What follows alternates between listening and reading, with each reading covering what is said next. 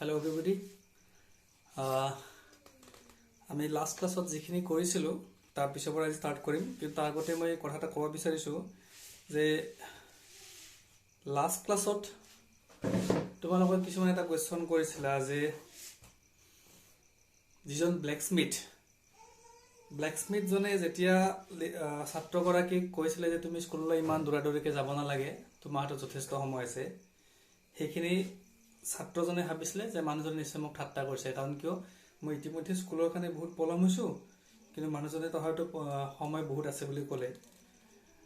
কিন্তু তেওঁ কিয় ক'লে ঠাট্টা কৰিছিল নেকি সেইটো প্ৰশ্ন কিছুমানে সুধিছা তাৰ উত্তৰটো আমি পিছত পাম যেতিয়া পাম তেতিয়া আমি ডিসকাস কৰিম এতিয়া আমি নেক্সট পেৰাগ্ৰাফটো ষ্টাৰ্ট কৰিছোঁ তোমালোকৰ তাত পিডিএফ ফৰ্মেটটো আছে যেহেতু পাৰিলে তাত চাই ল'বা এবাৰ মই পঢ়ি গৈছোঁ তাৰপিছত বুজাম Usually, when school began, there was a great bustle, which could be heard out in the street. The opening and closing of desks, lessons repeated in unison, very loud, with our hands over our ears to understand better, and the teacher's great ruler rapping on the table. So, normally,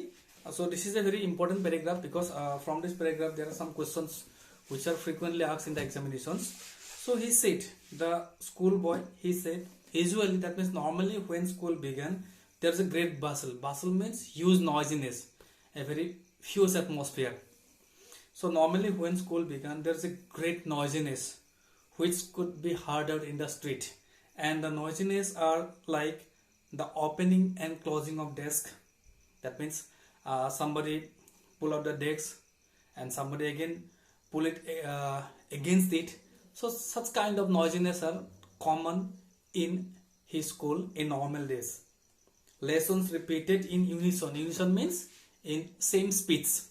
That means in same way. So lessons repeated in unison, that means when in the school time, actually in previous time, in primary schools, there are some lessons which are repeated in unison. That means suppose somebody will read the lesson and others will follow. So this is known as the lesson repeated in unison. So lessons repeated in unison, very loud, and sometimes some students they repeats in such a way which irritates the ear of the listener. So that is why it says lessons repeated in unison, very loud, with our hands over our ears to understand better. And sometimes what happens, if somebody make very much noisy atmosphere or somebody makes very loud voice, then another boy, if he wants to listen to his teacher, then definitely he will bring his hands to the ear like this so that he can listen to his teacher. So this is it. Lessons repeated in unison, very loud, our hands over the ears to understand better. And the teacher's great ruler rapping on the table. Rapping means knocking slightly. And at that moment when there would be a great noisiness, then the teacher, he always try to control the students by knocking the ruler on the table. So such kind of noisiness are common in normal school days. মানে কি কৈছে ছাত্ৰজনে কৈছে যে সাধাৰণতে যেতিয়া তেওঁলোকৰ school চলি থাকে তেতিয়া স্কুলত এক ডাঙৰ হুলস্থুল হৈছিলে যিটো হুলস্থুল ৰাস্তাত শুনিবলৈ পোৱা যায় মানে বজাৰত যেনেকুৱা হুলস্থুল তেনেকুৱা হুলস্থুল স্কুলখনত শুনিব পোৱা যায় তেওঁ উদাহৰণ দি কৈছে কেনেকুৱা হুলস্থুল যেনে কৈছে opening and closing of desk অৰ্থাৎ ডেস্কৰ টনা অজৰা শব্দ অৰ্থাৎ কোনোবা এজন ছাত্ৰ আহিছে সেই ডেস্কখন নিজৰ গাৰ পিনে টানিছে আকৌ ওচৰজনে দূৰৰ পিনে ঠেলিছে সেই টনাটনি শব্দ তাৰপিছত কৈছে লেসনস ৰিপিটেড ইন ইউনিছন অৰ্থাৎ সমস্বৰে পাঠ উচ্চাৰণ কৰা মানে তোমালোকে হয়তো তোমালোকৰ এলপি স্কুলত পাইছিলা যে কেতিয়াবা এনেকুৱা ক্লাছ হয় যে এগৰাকী ষ্টুডেণ্টে মাতি গৈছে বাকিবিলাকে ফলো কৰিব যেনেকৈ আমাৰ নিয়তাৰ ক্লাছবিলাক এনেকৈ হৈছিলে এজনে মাতি যায় বাকিজনে তেওঁক ফলো কৰে আৰু ফলো কৰোঁতে কেতিয়াবা কি কৰে কিছুমান অকণ বদমাছ টাইপৰ ধৰণৰ টাইপৰ ষ্টুডেণ্ট থাকে সিহঁতে বহুত জোৰছে চিঞৰে আৰু জোৰছে চিঞৰলে কি হয় যদি শিক্ষকজনে কিবা এটা বুজাই থাকে আন ছাত্ৰ ছাত্ৰীবিলাকে শিক্ষকজনৰ কথাটো শুনিব নাপায় কাৰণ ইহঁতে জোৰছে চিঞৰে সেইকাৰণে কি কৰা হয় কিছুমানে নিজৰ হাতখন কাণৰ ওচৰলৈ এনেকৈ নিয়ে যাতে সেইপিনৰ পৰা শিক্ষকজনে কোৱা কথাখিনি ভালকৈ শুনিবলৈ পায় সেইটোৱে কৈছে ইয়াত আৰু লগতে কৈছে কিয়ৰ হুলস্থুল শিক্ষকজনৰ বেটডাল ৰুলাৰডাল টেবুলত টুকুৰাই থকা অৰ্থাৎ যেতিয়া ক্লাছত বহুত হুলস্থুল হয় আৰু হুলস্থুল হ'লে ছাত্ৰ ছাত্ৰীক কণ্ট্ৰল কৰিবৰ কাৰণে শিক্ষকজনে কি কৰে বেটডালে টেবুলত টুকুৰাই দিয়ে যে হুলস্থুল বন্ধ কৰা এনেকুৱা চ' সেইটো এটা আকৌ এটা এক্সট্ৰা হুলস্থুল হয় অৰ্থাৎ ইয়াত কি কৈছে যে যেতিয়া স্কুল চলি থাকে তেতিয়া স্কুলত এনেকুৱা হুলস্থুল হয় যিটো হুলস্থুল নেকি ৰাস্তাত শুনিবলৈ পোৱা যায় যেনে ডেস্ক বেঞ্চত টনা অজৰা শব্দ সমস্বৰে পাঠদান কৰা সমস্বৰে পাঠ পঢ়া শব্দ বৰ হাই স্পীডছত পাঠ পঢ়ে কিছুমান ছাত্ৰ ছাত্ৰীয়ে আৰু শিক্ষকজনে বেটেৰে টেবুলত কোবাই তেওঁলোকক কণ্ট্ৰল কৰিব বিচৰা এই গোটেইখিনি শব্দ এটা বিৰাট ডাঙৰ হুলস্থুলীয়া পৰিৱেশৰ সৃষ্টি কৰে যেতিয়া স্কুল চলি থাকে but now it was all so still but today on that specified day it was all so still that means complete silence কিন্তু আজি তেনেকুৱা কোনো হুলস্থুল নাই আজি সম্পূৰ্ণ নীৰৱ I had counted on the commotion means হুলস্থুল noisiness great noisiness or you can say excited movement so I had counted on the commotion to get to my desk without being seen so the student we have already come to know the school boy he was already late for school so he calculated I have counted means I have calculated so he calculated on his way to his school he calculated that normally when school began there's a great noisiness and the teacher he was trying to control them and when he was trying to control them at that moment perhaps in other classes in other days the students who become very late they enter the class without being seen by the teacher অৰ্থাৎ ছাত্ৰজনে ভাবিছিলে কি সদায়তো স্কুলত এনেকুৱা হুলস্থুল হৈয়ে থাকে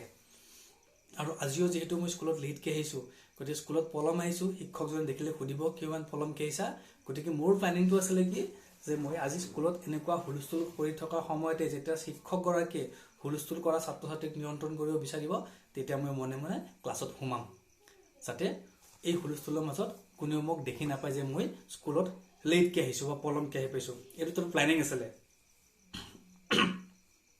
but of course that day everything had to be as quiet as Sunday morning but he was unsuccessful in his planning because that day everything was very quiet like Sunday morning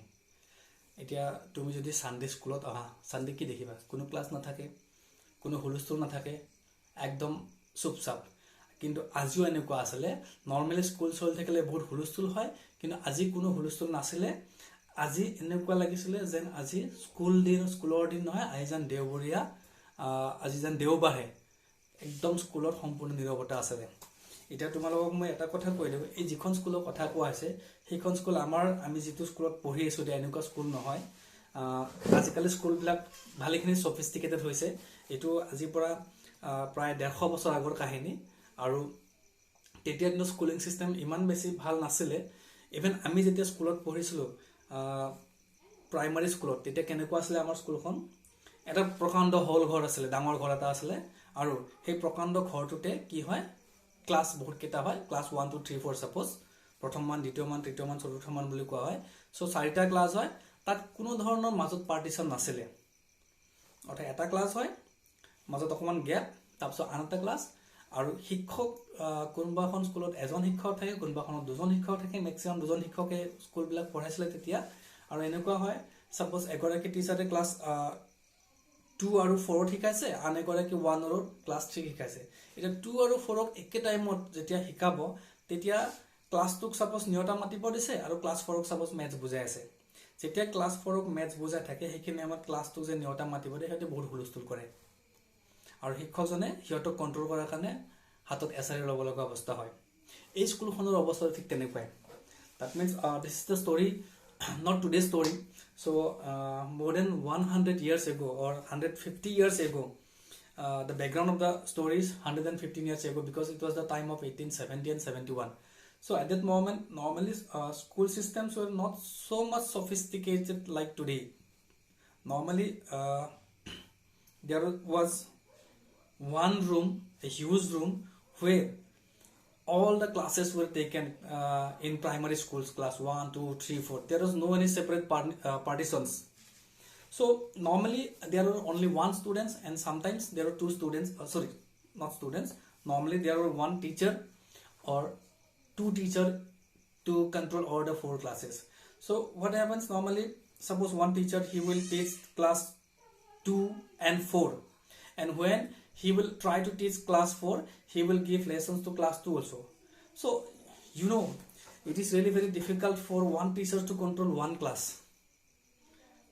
but at that moment they have to control all 2 or 4 classes, and that is why it was really very difficult to control them, and the common noisiness was there everywhere. So such kind of situation was also prevailing in this school where we are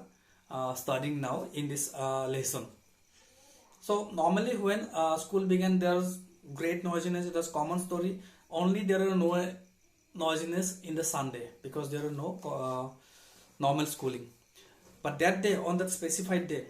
though it was school day, but it was looking like a Sunday morning because there was no any noisiness. It was complete silence. And why it was complete silence, we will come to know. That is why it is said, usually when school began, there was a great noisiness, but today it was unusual. So there is a question which is very much common in the examinations. What were the unusual things that noticed by the students? This question may be for 2 marks or maybe for 5 marks. I have already given the 2 marks answer in my last class, and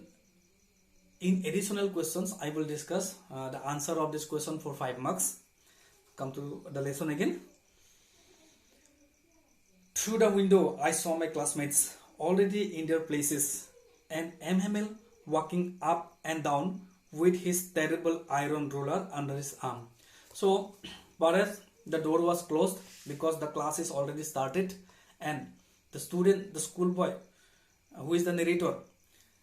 he noticed through the window what is happening there in the classroom, and he noticed that his classmates, they were already sitting in their places, and the teacher MML, he was walking up and down in between the classroom with his terrible iron ruler under his arm. মানে কি হল, যেতিয়া ছাত্ৰজন আহি school পালে, দেখিলে যে স্কুলত আজি কোনো ধৰণৰ হুলস্থুল নাই, একদম নীৰৱ হৈ আছে, হয়তো দৰজাখন বন্ধ আছিলে আৰু খিৰিকী খোলা আছিলে। তেওঁ খিৰিকীৰে চালে, চাই দেখিলে যে তেওঁৰ যিবিলাক সহপাঠী আছে, ক্লাছমেট আছে, সিহঁতে ইতিমধ্যে নিজৰ নিজৰ ঠাইত বহি গৈছে, আৰু শিক্ষক MMLে হাতত এছাৰিডাল লৈ, হাতৰ তলুৱাত এছাৰিডাল লৈ ৰুমটোত পাইচাৰি কৰি আছে, অৰ্থাৎ এবাৰ আগলৈ যায় এবাৰ পিছলৈ যায়, তেনেকৈ অহা যোৱা কৰি আছে। I had to open the door and go in before everybody. Now, if the students had to enter the class, first you have to open the door and you have to enter the class, and everybody will notice him because everybody was completely silent. The teacher did not to control anybody. That is why the teacher would see him also when he will enter the class. অৰ্থাৎ ছাত্ৰজনে যেহেতু তেওঁৰ planning এটা আছিলে, হুলস্থুল হৈ থাকিলে সোমাব, কোনো নেদেখিব, কিন্তু আজিতো এইটো নহ'লে, গতিকে তেওঁ কি কৰিলে, তেওঁ ভাবিছে মনতে যে এতিয়া মই দৰজাখন খুলিব লাগিব আৰু খুলি সোমাব লাগিব, তেতিয়া কিন্তু আজি সকলোৱে মোক দেখি পাব যে মই লেট আহিছোঁ বুলি। You can imagine how I blushed and how frightened I was. Now you can imagine how I blushed. Blush মানে লাজতে ৰঙা পৰা, out of exam becoming completely reddish type, and how I was afraid. ছাত্ৰজনে কৈছে যে তুমি নিশ্চয়, আমাক কৈছে, পঢ়ুৱৈক কৈছে, তোমালোকে নিশ্চয় অনুমান কৰিব পাৰা, কল্পনা কৰিব পাৰা মই লাজত কেনেকৈ মুখখন ৰঙা চিঙা পৰিছিলে আৰু ভয়তে মোৰ কেনেকুৱা অৱস্থা হৈছিলে। কাৰণ কিয়, লেটকৈ আহিছে, শিক্ষকগৰাকী এনে খিংখিঙীয়া শিক্ষক, ইৰিটেবল শিক্ষক, তেওঁ ষ্টুডেণ্টক পানিছমেণ্ট দিয়ে। 1 নম্বৰ তেওঁ দোষ কৰিছে, লেটকৈ আহিছে, তাৰ কাৰণে গালি খাব। আকৌ 2 নম্বৰ দোষটো কি, তেওঁৰ আজি যিটো ক্লাছ আছে পাৰ্টিচিপেল ক্লাছ, তাৰ বিষয়ে তেওঁ একো নাজানে। চ' সেইকাৰণে তেওঁ বহুত ভয় দিছিলে। That student,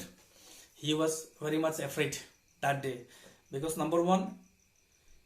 the class which will be taken there, he did not know anything about it,